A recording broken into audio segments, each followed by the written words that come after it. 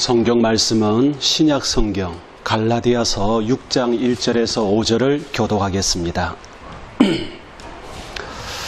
신약 성경 308쪽이 되겠습니다. 찾으신 줄 알고 제가 먼저 1절을 읽겠습니다. 형제들아, 사람이 만일 무슨 범죄한 일이 드러나거든 신령한 너희는 온유한 심령으로 그러한 자를 바로잡고 너 자신을 살펴보아 너도 시험을 받을까 두려워하라.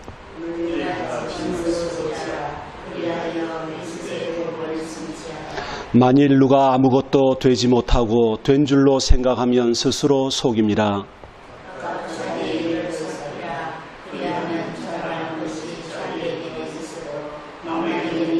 같이 읽습니다. 각각 자기의 짐을 질 것이라. 아멘. 예수님께서 공생애를 시작하셨을 때부터 십자가에 달려 돌아가실 때까지 예수님을 따라다니는 수많은 사람들이 있었습니다. 여러분, 그 사람들이 왜 예수님을 그렇게 따라다녔을까요? 이유가 무엇이었을까요? 그것은 아마 예수님이 행하셨던 수많은 이적과 그 기사들을 바라보고 그것을 따라다녔던 것이라고 우리 주님은 말씀하시죠. 그렇다면 오늘날 사람들이 교회를 나오는데 교회를 나오는 이유가 무엇일까요? 아마 각각 사람들마다 이유는 다 있을 겁니다.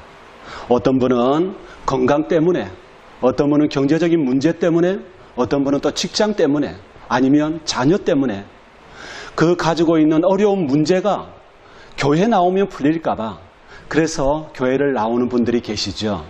하지만 어떤 이유이든지 이 모든 이유가 하나로 딱 결집되면은 나오는 게 하나가 있습니다. 교회를 다니는 이유는 바로 구원에 있다는 것입니다. 그래서 요한복음 3장 16절 말씀처럼 하나님이 세상을 이처럼 사랑하사 누구를 주셨어요? 독생자를 우리에게 주셨습니다. 왜요? 믿는 자마다 구원을 얻게 하려 하심이라. 여러분, 예수님께서도 말씀하실 때에 내가 곧 길이요 진리요 생명이니 나로 말미암지 않고는 아버지께로 올 자가 없다고 하셨습니다. 어떤 이유를 가지고 교회를 나오든지 그 모든 이유의 궁극적인 목적은 하나님께서 인도하시는데 그게 바로 구원이에요. 예수님을 마음에 영접하는 것, 믿는 게 바로 구원이란 말이죠. 자, 그런데 어떤 분들이 그런 어떤 이유를 가지고 교회를 나왔지만 교회 생활을 하다가 보니까 여러 가지 상처를 받습니다. 그래서 교회를 떠납니다. 떠나는 이유가 어디 있을까요? 그분은 교회에 들어오면은 예수님을 만나면 행복할 것이라고 생각했습니다. 그런데 정작 교회에 들어와서 보니까 너무나 인간적인 냄새가 많이 나는 걸 봅니다. 교회가 다투고 서로 분쟁하고 때로는 원수처럼 미워하기도 하고 이런 모습들을 보면서 실망을 하고 교회를 떠나는 사람들이 있다는 말씀이죠. 고린도 교회가 그랬습니다. 고린도 교회는 나는 바울에게, 누구는 아볼로에게, 누구는 게바에게, 또는 누구는 그리스도에게 속해 있다 그러면서 파벌 싸움이 굉장히 심했습니다.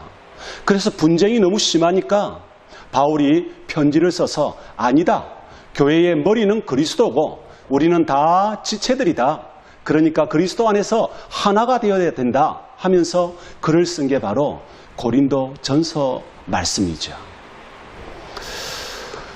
우리가 교회 생활을 한다 하는 것은 일반 불신자들이 볼 때는 우리가 교회에 모여서 하니까 교회 생활이라고 하지만 우리는 엄격하게 볼 때 신앙생활을 하는 것입니다. 신앙생활. 신앙이라는 게 무엇입니까? 하나님을 믿고 하나님을 경배하는 게 신앙입니다.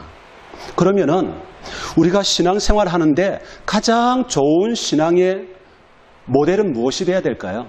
그것은 바로 나 자신입니다. 나 자신이 예수님을 닮아가야 되고 나 자신이 말씀대로 순종해야 되고 나 자신이 믿음의 확신 위에 바르게 서야 하는 것입니다.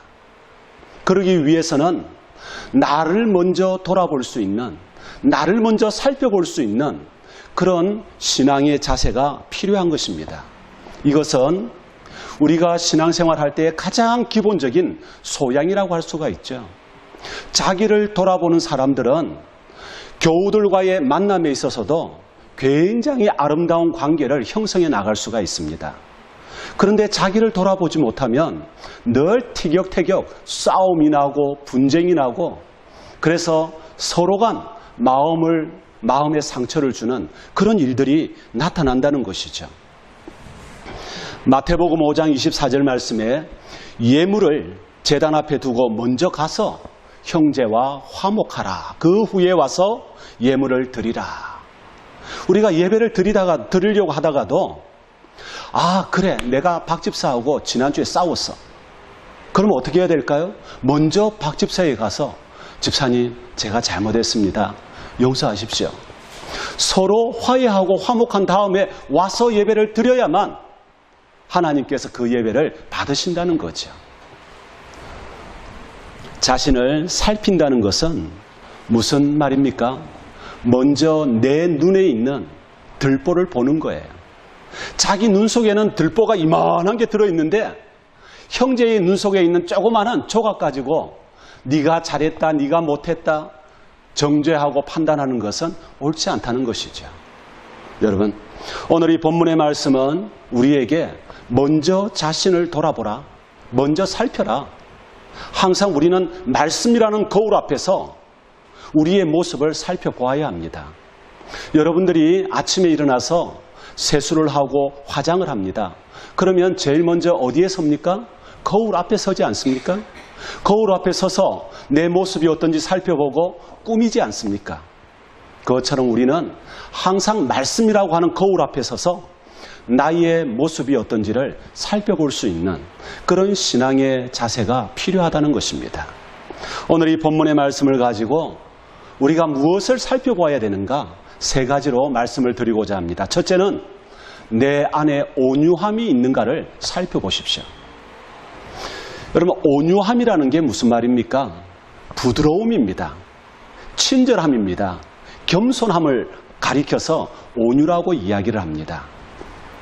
오늘 이 1절 말씀에 보면은 형제들아, 사람이 만일 무슨 범죄한 일이 드러나거든, 누가 잘못하고 누가 실수한 것을 목격하거든, 신령한 너희는 성도를 말합니다. 이 자리에 앉아있는 저와 여러분들을 말하는 것이죠. 온유한 심령으로 그러한 자를 바로 잡고, 온유한 심령으로요. 여러분, 부드럽고 온유한 심령으로 하면 그 사람을 정죄하겠습니까? 용납하겠습니까? 용납해야 되잖아요. 온유한 심령이라는 말은 그 사람을 판단하고 정죄하는 것이 아니라, 저 사람이 얼마나 힘들면 저런 잘못을 했을까? 얼마나 어려우면 저런 실수를 했을까? 그 사람을 사랑의 마음으로 용납하는 거죠. 끌어안는 거죠. 잘못은 누구나 할 수가 있습니다. 그런데 우리는 남의 잘못은 정죄하기는 빠른데 자기의 잘못에 대해서는 무딘 사람들이 많습니다. 여러분 어떻습니까? 우리가 눈으로 볼 때 내 잘못이 잘 보입니까? 아니면 다른 사람의 잘못이 더 잘 보입니까? 희한하게도요, 이 죄로 인해 가지고 타락한 인생은요, 자기 자신을 보기보다는 다른 사람의 잘못을 더 잘 봐요. 어떻게 된 게. 그래서 늘 저 사람은 어떻고 이 사람은 어떻고 정죄하고 판단하고 자기가 재판관이 되는 거죠. 우리 주님은 재판관이 되지 말라고 했습니다. 잘못은 누구나 할 수가 있습니다. 중요한 것은 그것을 어떻게 내가 용납하느냐, 어떻게 그것을 보듬어 안느냐, 이게 중요하다는 것이죠. 왜 사람들이 상처받고 실족합니까?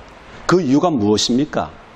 성급하게 그 사람을 판단하고 또는 정죄하는 것입니다. 여러분, 비판을 해서는 안 됩니다. 우리가 함부로 비판해서는 안 돼요. 비판하실 분은 누구? 예수 그리스도, 하나님밖에 없습니다. 만일 우리가 비판하게 되면 어떻게 되느냐? 로마서 14장 10절에 보면 하나님의 심판대 앞에 서리라. 우리도 비판을 받는 거예요. 그래서 1절 하반절에 가면은 너 자신을 살펴보아 너도 시험을 받을까 두려워하라. 여러분, 활을 쏘았는데, 다른 사람을 향해서 활을 쏘았는데 그 화살이 나에게로 돌아올 수가 있다는 겁니다. 나에게로 돌아와서 나의 심장을 맞힐 수도 있다는 거죠. 내가 판단하고 내가 정죄했던 그대로 나도 주님 앞에서 판단과 또는 정죄를 받을 수가 있다는 것입니다. 온유라는 것은 온화한 것을 말하죠. 겸손하고 친절한 것을 말합니다. 예수님 앞에 이 바리새인들이 예수님을 시험하기 위해서 간음한 여인을 한 사람 데리고 왔습니다. 그래서 예수님한테 묻습니다. 어떻게 할까요? 예수님이 그래 어떻게 하라고 되어 있더냐? 율법에는 돌로 쳐 죽이라고 했습니다. 예수님이 뭐라고 하셨습니까? 너희 중에 죄 없는 자가 먼저 돌로 쳐라 말씀하니까 서로가 찔림이 되어가지고요, 하나씩 둘씩 그 자리를 떠납니다. 여인이 혼자 남았습니다. 예수님이 뭐라고 하셨습니까? 정죄하고 판단하셨습니까? 아닙니다. 이제 너를 정죄할 사람 없으니까 나도 너를 정죄하지 않는다. 가서 다시는 죄를 범하지 말라. 그리고 돌려보냈습니다. 여러분, 천국에 가면요, 그 여인을 만날 수 있을 겁니다. 여러분, 한번 그 여인의 그때의 그 감격, 그게 어땠는지 한번 물어보십시오. 어땠겠습니까? 얼마나 고마웠겠습니까? 자기는 분명히 정죄받을 줄 알았는데, 자기는 분명히 돌에 맞을 줄 알았는데, 우리 주님은 아무런 말씀도 안 하시고 가서 다시는 죄를 범하지 마라. 그 한마디에 여인의 마음속에 있던 그 악하고 추한 모든 것들은 아마 눈 녹듯이 다 녹아내리고 나머지 인생은 주를 위해서 살았으리라 저는 생각을 합니다. 이것이 바로 온유한 것입니다. 모세의 온유함은 지면에 가득했더라고 하나님이 말씀하셨죠. 모세는 이스라엘 백성들 하나님이 심판하실 때 우상을, 금송아지 우상을 섬기는데 그 사람들이 3,000명이 죽었어요. 그럴 때 모세가 하나님 앞에 엎드려 기도하지 않습니까? 하나님, 생명책에 있는 내 이름을 지워버리십시오. 누구를 위해서요? 그 백성들을 위해서. 이게 온유라는 말이죠. 누군가의 잘못을 우리가 끄집어내고 그것을 사람들에게 들춰내고 이게 아니라 그 사람의 상처와 아픔을 보듬어 안을 수 있는 것. 이게 온유입니다. 우리가 교회 안에서요, 이렇게 온유한 사람들이 많아지면은 교회는요, 진짜 아름다운 모습으로 사람들에게 드러납니다. 초대교회가 그랬지 않습니까? 서로 모이기에 힘쓰고 떡을 떼기에 힘쓰고 하나님을 찬송하니 어떻게 되더라고요? 온 백성들에게 칭송을 받더라. 그리고 날마다 구원받는 사람의 숫자를 더해 주시더라. 성경은 기록하고 있습니다. 여러분, 내 속에 온유가 있는지를 살펴보십시오. 내가 다른 사람들을 판단하고 정죄하는 데 발이 빠른지, 아니면 그 사람을 어떻게든 내가 끌어안으려고 하는 마음이 더 많은지 살펴보시고 정말 우리 주님의 온유함을 그대로 닮아가는 성도가 되시기를 부탁드립니다. 두 번째는 사랑이 있는가 살펴보십시오. 사랑이라는 게 거짓이 없어야 됩니다. 뭔가 대가를 바라는 것은 사랑이 아닙니다. 기쁨은 나누면 2배가 되고 슬픔은 나누면 절반이 된다고 했습니다. 오늘 말씀에서 보니까 2절에 가니까 너희가 짐을 서로 지라. 짐을 서로 지래요. 여러분, 짐이라는 게 때로는 무거울 수도 있고 조금 가벼울 수도 있습니다. 그런데 짐을 나누어 지면 어떻게 됩니까? 무거운 짐도 가벼워집니다. 이 말은 공동 책임 의식을 가지라는 것이죠. 어떤 사람이 너무 가난해가지고 교회에 있는 헌금함에 있는 돈을 훔쳤어요. 여러분, 그걸 어떤 사람이 보았습니다. 그리고는 막 달려가서 사람들한테 이야기를 합니다. 그러면 안 되죠. 훔친 것은 잘못된 거예요. 그런데 나중에 알고 보니까 이 사람이 먹을 게 없으니까, 너무 가난하니까 견디다 못해가지고 사람들 몰래 그걸 훔친 거예요. 이럴 때는 어떻게 해야 되겠습니까? 그 사람을 경찰서에 넘길까요? 아니면 사람들 앞에서 그냥 막 망신을 줄까요? 그거 아니잖아요. 아, 그렇구나. 내가 저 형제를 돌아보지 못했구나. 내가 저 형제가 저렇게 힘들고 가난하고 어렵고 배가 고픈데 나는 잘 먹고 잘 살았구나. 내 책임이구나. 자기가 책임을 느껴야 돼요. 누군가의 잘못을 함께 나눌 때 그 사람이 감동을 받습니다. 그게 바로 교회의 본질적인 모습 아니겠습니까? 우리는 너무 쉽게 사람들을 판단합니다.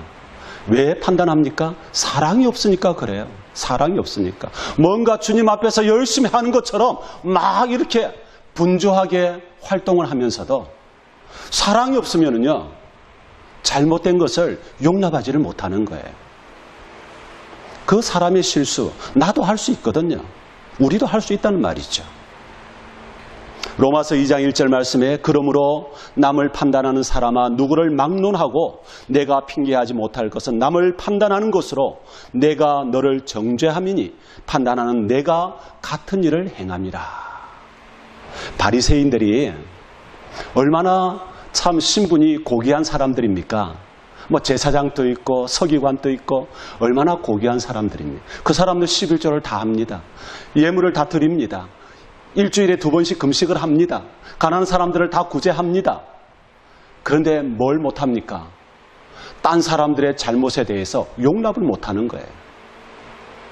잘못했다 이러면은 그냥 바로 정죄를 하는 겁니다. 그러니까 우리 주님이 그 바리새인들을 향해서 뭐라고 말씀하셨습니까? 회칠한 무덤이다. 독사의 자식들이다. 지금으로 치면은 우리나라에서 가장 이제 그 좀 심한 욕이 뭐가 있을까요? 우리 경상도 같으면은 아마 문둥이 자식, 옛날에 그죠? 그게 아주 심한 욕이었을 거예요. 또는 뭐 다른 사람들은 뭐 압이 없는 자식이라고 해가지고 뭐 후레 자식 이런 욕이 있었잖아요. 근데 독사의 자식, 회칠한 무덤 이것은 그것과 비교가 되지 않습니다. 엄청난 욕입니다. 우리가 그리스도의 법을 완성하라 하는 말씀이 있죠. 2절 하반절에 가니까 짐을 서로 지는데 그렇게 해서 그리스도의 법을 성취하라. 여러분, 그리스도의 법이라는 게 뭘까요? 그리스도의 법은 도대체 뭡니까? 어떤 사람이 주님을 찾아와서 내가 어떻게 해야 되겠습니까? 하니까 그때 주님이 말씀하신 게 십계명을 말씀하셨어요. 십계명을 다 지켰다고 합니다, 이 사람이. 그러니까 뭐라고 하시죠? 사랑하라. 먼저 누구를 사랑하라고요? 하나님을 사랑하고 다음에 누구를요? 내 이웃을 내 몸과 같이 사랑하라. 사랑이에요. 그리스도의 법의 완성은 사랑입니다. 신약과 구약 66권의 성경을 우리가 글자 수로 세면은 엄청나게 많겠죠. 그런데 이것을 하나로 딱 묶어버리면은 사랑이에요. 왜 사랑입니까? 하나님이 사랑이기 때문에 그래요. 하나님이 사랑이니까. 그 사랑이 우리에게 주어졌잖아요. 우리가 죄로 죽어갈 수밖에 없는 그런 죄인들일 때 하나님이 독생자를 이 땅에 보내셔가지고 우리 죄를 대신해서 십자가에서 죽이셨습니다. 3일 만에 부활하셨습니다. 그 주님을 믿는 자들, 그 믿는 자들이 구원을 받았지 않습니까? 이것은 어떤 사랑입니까? 독생자를 아낌없이 내어주시는 하나님의 사랑 아닙니까? 우리가 하나님을 믿는다고 하면서 왜 우리 속에는 이런 사랑이 없습니까? 이 사랑이 없으면은 형제의 잘못을 비판하고 정죄할 수밖에 없는 그런 신앙이 될 수밖에 없다는 말이죠. 로마서 13장 10절 말씀에 사랑은 이웃에게 악을 행하지 아니하나니 그러므로 사랑은 율법의 완성이라고 했습니다. 여러분, 우리 주변에 있는 형제들 가운데에서 또는 우리 성도들 가운데에서 혹이라도 잘못하거나 혹이라도 실수해서 넘어진 사람이 있다면 그 짐을 나누어 주십시오. 나도 그 책임의 일부분을 담당하라는 말씀이죠. 어떻게 그게 가능합니까? 사랑으로서 가능해지는 겁니다. 사랑으로만 가능합니다. 그래서 베드로는 말씀하고 있습니다. 베드로전서 4장 8절에 무엇보다도 뜨겁게 서로 사랑할지니 사랑은 허다한 죄를 덮느니라. 믿습니까? 여러분 사랑하시기 바랍니다. 내 속에 그리스도의 사랑이 있는지, 내 속에 하나님의 사랑이 있는지를 살펴보시고 그 사랑을 온전하게 실현할 수 있는 그런 믿음의 성도가 되시기를 바랍니다. 세 번째는요, 정직하십시오. 내 속에 정직이 있는가 한번 살펴보십시오. 3절 말씀에 보면 만일 누가 아무것도 되지 못하고 된 줄로 생각하면 스스로 속임이라. 여러분 교만이라는 게 뭔 줄 아십니까? 스스로 뭔가가 된 것처럼 생각하는 게 교만입니다. 이것은 곧 자기를 속이는 것이죠. 마태복음 25장에 가면은 우리 주님이 양과 염소의 비유를 말씀하십니다. 오른편에는 뭐가 있습니까? 양이 있고 왼편에는 염소가 있습니다. 그런데 두 부류가 똑같이 이제 이야기를 하죠. 그때 줄이 신 것, 목마르신 것, 나그네 되신 것, 헐벗으신 것, 병드신 것, 옥에 갇힌 것을 찾아보는 것, 이것을 다 이야기할 때 이 오른편에 있는 양들은 주님 내가 언제 그렇게 했습니까? 그런데 왼편에 있는 염소는 주님 내가 그렇게 했지 않습니까? 여러분 누가 옳습니까? 주님은 이 염소를 향해서 책망하시고 그 염소를 지옥불 속으로 던져버리시는 그런 분이에요. 왜 그렇습니까? 내가 나된 것은 하나님의 은혜라는 바울의 고백처럼 지금 우리가 이 자리에서 하나님께 예배드리는 것은 내가 잘나서 내가 능력이 있어서 내가 뭔가 하나님께 해드리는 게 있어서 하는 게 아니란 말이에요. 하나님이 나 같은 죄인을 구원해 주셨고 하나님이 나 같은 죄인을 도구로 사용하셨고 성도로 세워주셨고 하나님의 자녀로 만들어 주셔서 그래서 우리가 지금 예배를 드리고 때로는 말씀을 전하고 때로는 복음을 전하는 자로 살아가는 것 아닙니까? 참 감람나무와 돌 감람나무의 접붙인 비유를 이야기합니다. 우리는 돌 감람나무예요. 쓸모없는 감람나무. 그런데 누가 이 돌 감람나무를 참 감람나무에 갖다 접붙였습니까? 그게 바로 하나님 아니십니까? 쓸모없는 우리를 예수 그리스도 안에서 하나님의 자녀가 되게 만드신 것 아닙니까? 그러면은 우리는 어떻게 해야 됩니까? 낮아져야죠. 겸손해야죠. 정직해야 돼요. 하나님 앞에서 정직하고 사람들 앞에서도 정직해야 돼요. 내가 존재하는 이유는 내가 잘나서가 아니라 하나님께서 은혜로 나에게 베풀어 주신 것입니다. 그래서 고린도전서 15장 10절에 내가 나 된 것은 하나님의 은혜로 된 것이라고 했습니다. 정직하다는 것은요, 은혜를 깨닫는 사람, 그리고 그 은혜에 감사하는 게 정직한 거예요. 10명의 문둥병 환자가 예수님 때문에 나음을 받았습니다. 그런데 9명은 어디 갔습니까? 1명만 주님 앞에 와서 감사했지 않습니까? 여러분, 지금 우리에게 주어진 모든 것들은 하나님의 은혜인 줄 믿습니다. 감사하십시오. 좀 힘들고 어려워도요, 감사하십시오. 감사할 때 하나님께서 또 더 큰 은혜로 채워주실 줄 믿으시기 바랍니다. 우리가 스스로 됐다고 생각하지 마십시오. 누가복음 14장에 가면 잔치에 초대를 받습니다. 자기는 뭔가 된 것처럼 상석에 가서 앉으려고 하는데 주님은 그렇게 하지 말라고 그랬습니다.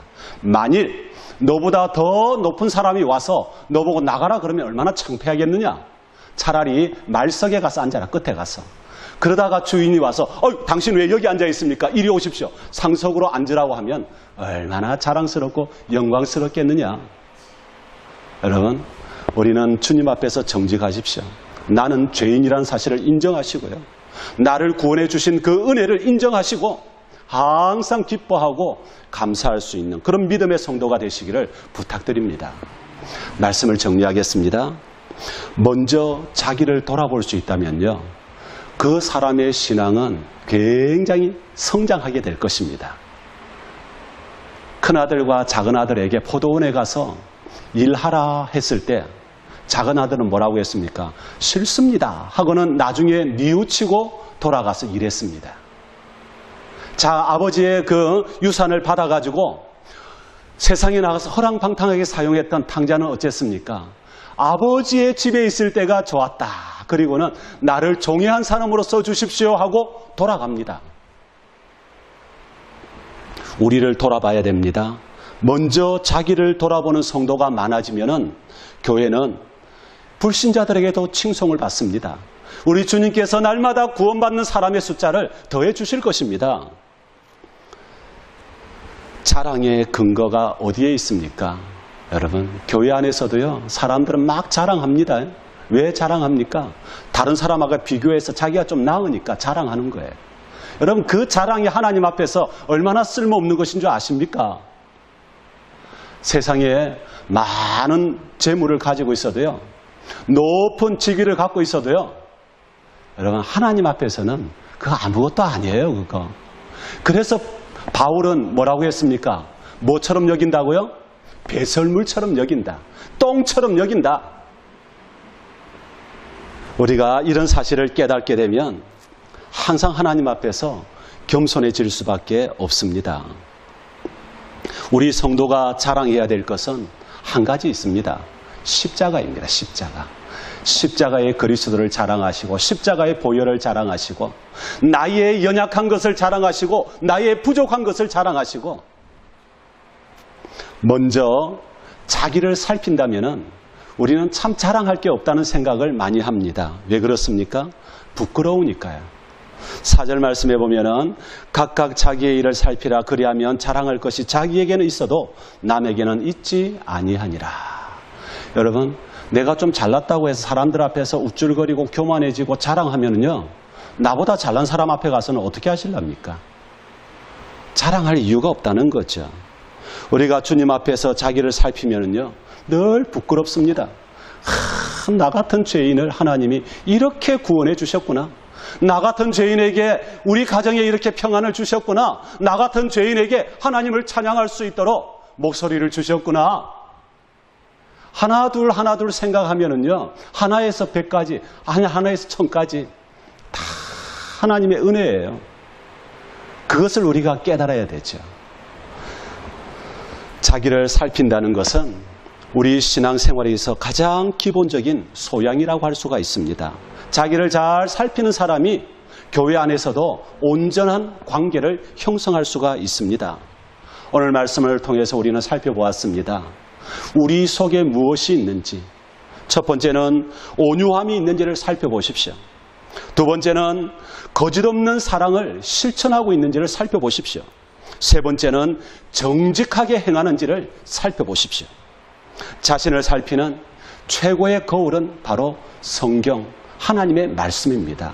하나님 말씀 앞에 날마다 서서 나의 신앙의 모습을 살펴보시면서 항상 말씀 앞에서 자신을 세밀하게 살펴보므로 하나님이 기뻐하시고 온전한 신앙의 성도가 되시기를 예수님의 이름으로 축원합니다.